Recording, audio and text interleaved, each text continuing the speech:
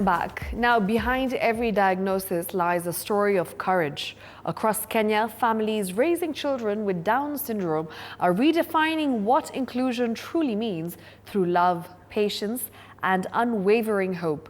Our reporter Faith Wangari takes us through a story of determination of parents and children whose lives defy every label. Let's listen in.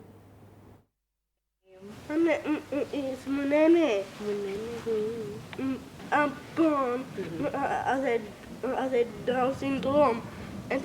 Munene was born with a condition caused by an extra copy of chromosome 21. At the family in Kiserian, Munene is a burst of energy. He loves sports, especially football. Most days he can be found kicking his small ball around the compound, laughing loudly every time he scores a goal in front of his mother.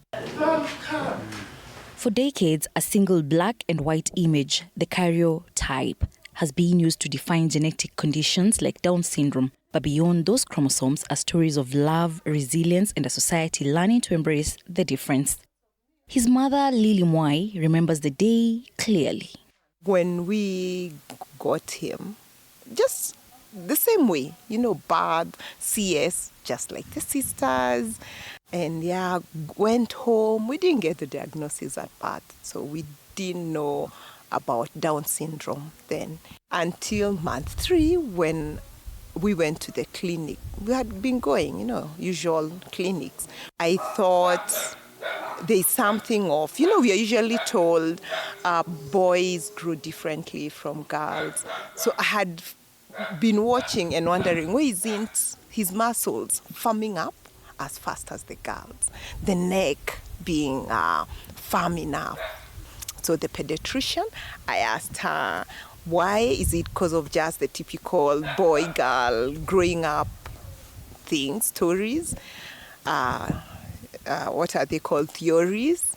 So the doctor told me, are you suspecting anything? And even with the dad, we were with the dad that time, and the dad didn't think of any. He wasn't worried about anything. And even I was like, is there something we should be thinking about? And she was like, let's do this, let's do blood work. So I was like, blood work for what? What are we testing? And she said, I'm not sure, but during his birth, the doctors who were there, I remember it was a CS here, we were not sure whether he has Down syndrome or not. In the early days, Lily was consumed by questions no one was ready to answer. So we go home with this baby, we've been given a diagnosis, but now I'm conflicted. What I read, the doctor, the reaction. So I go to Google. Dr. Google is the best to refer, So I go to Google to read more. That's where now it hit me. Because I saw all the bad things there are. The babies looked, they were all white, but they all looked, there's that typical Down syndrome child that's drawn.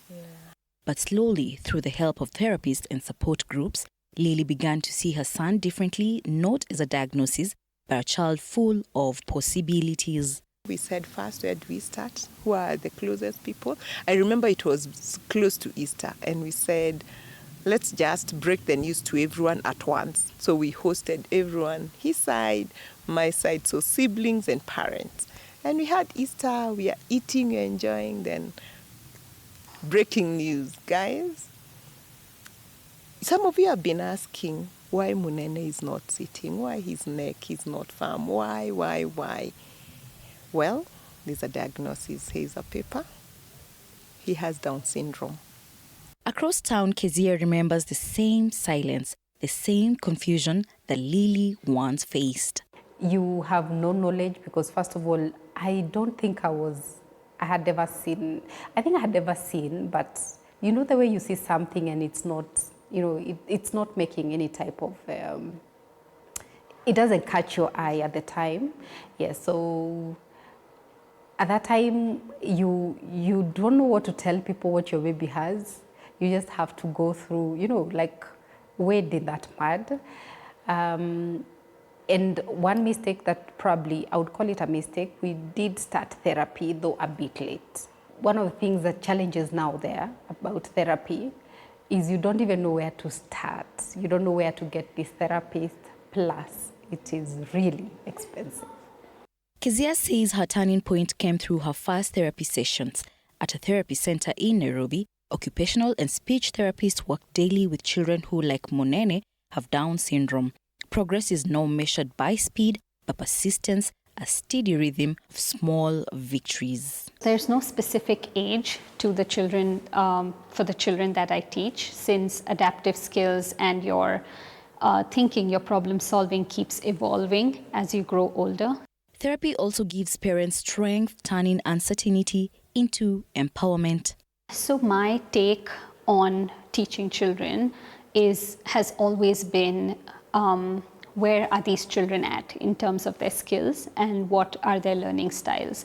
For each child, as they grow older, at every age there are certain milestones that they should be meeting, and that's to help them grow, be more independent, to learn. So my main focus is always to assess the children at whatever age they may be, compare them to what their learning pattern has been like and what is something that is priority for them right now. Do they need to learn how to eat? Do they need to learn how to dress themselves? Do they need to learn how to make friends? Do they need to learn how to observe? So whatever their age may be, the skills that they need at their age, we go backwards from there. So where are they at? Where should they be so that it's most beneficial to them, and we scale backwards from there.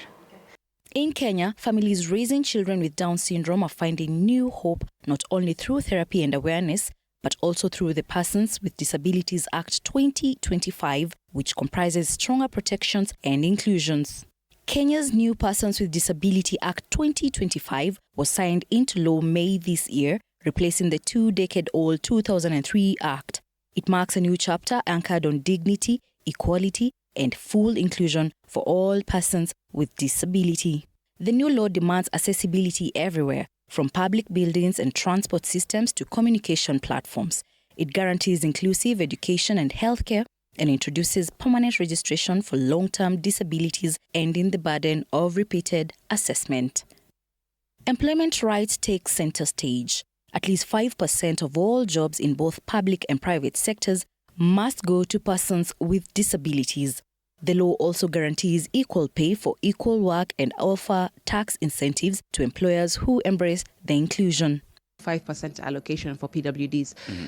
That has not been attained by anyone across the country. In the reports that I have been collecting over years, the highest that we have come to is about 1.8, with the Public Service Commission only having about 1.8 PWDs employed with them. To ensure compliance, the National Council for Persons with Disability has been strengthened with greater enforcement powers. It can issue adjustment orders to make spaces accessible and impose penalties on institutions that discriminate or fail to comply. Beyond policies and penalties, the Act is about people restoring dignity, respect, and opportunity. It supports families and caregivers, building truly inclusive communities across Kenya where every citizen belongs. Yet for many families, the challenges go beyond therapy. Lack of accessible schools, discrimination, and high medical costs still stand in the way of full inclusion. That is why the signing of a Persons with Disability Act 2025 has brought renewed hope, a new framework that protects and empowers Kenyans with disability. Advocates like Kezia, who now volunteers with parent support networks, say the law is a major step, but it must speak the language of real people. I'm thankful that bill was passed about, considering the caregivers for the tax relief and everything. However, they still need to go back and look at the categories they've put for the Down syndrome and autism. Because like for Down syndrome, the category that you're supposed to tick for that disability card is mental disability. And in all due respect, I can pinpoint a few adults that I know that are running their businesses, that are families that are functioning, their own families, nuclear families, that have kids that are healthy. So when we cannot really, custom them into just mental disability, because I want to believe someone who has mental disability really cannot function in a society. It's unfair. Why would you cover me to, I don't know, up to what millions, if I had a road accident because I went drinking and driving, yet a child who did not choose to be born like this? Then you tell me congenital, you will not cover them for something that will help them become better people. Okay, keep. Back in Kiserian, Monene shows his prowess in fitness, a move that leaves his mother with pride. For Lily, the journey that began with fear now shines with purpose. My question usually is, do you know what that means? Because maybe, it's like saying, I'm left-handed, but do you know left-handed means you write with the left? And, so I wonder, do you know what that means and the implication of that? But he knows he has Down syndrome. Beyond the karyotype lies a new chapter, one where diagnosis no longer defines destiny. It is written by parents, children, therapists, and a nation daring to see ability before disability.